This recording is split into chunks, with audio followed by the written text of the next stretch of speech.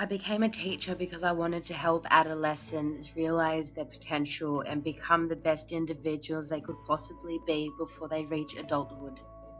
Another aspect that makes me a great graduate teacher is that my love of learning had exceeded far beyond my formal education. It trickled into effective neuroscience and brain-targeted teaching approaches.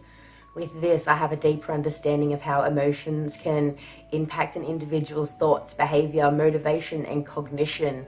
Additionally, I understand that brains are fundamentally different, and as an educator, you need to be teaching according to those learning styles. I feel that with the gained knowledge I have from informal learning, I will be able to better construct a classroom atmosphere or environment that will be promoting a nurturing and positive nature for my students to grow. Additionally, I'll be able to embed emotional constructs into my lessons and activities that will keep my students motivated and hopefully improve cognition and their overall love of science. I value the idea of being a facilitator in effective learning, and I understand that to achieve this, I need to establish healthy and organic relationships.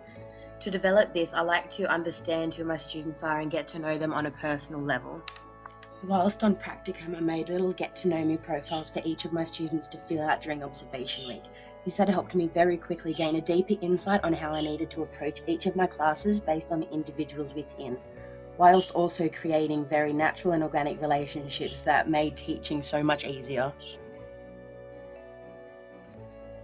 I consider my busy mind a gift in regards to my teaching practices because it allowed me on prac placement to be continuously thinking about all of the worst case scenarios that might happen and how to prevent them from happening, and other types of contingencies that I could be using to ensure that my kids are still effectively learning and they're still maintaining engagement. And I feel that this quality that I have will be continuously improving on my teaching practices because I will be always reflecting, critiquing, assessing my practices and wanting to do better for my students. In order for me to have a more insightful perspective on what I needed to do to further develop my teaching practices, I asked the students to give me some criticism.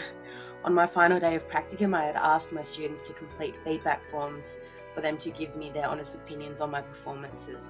This allowed me for future references to be able to further engage my students and create better activities for them.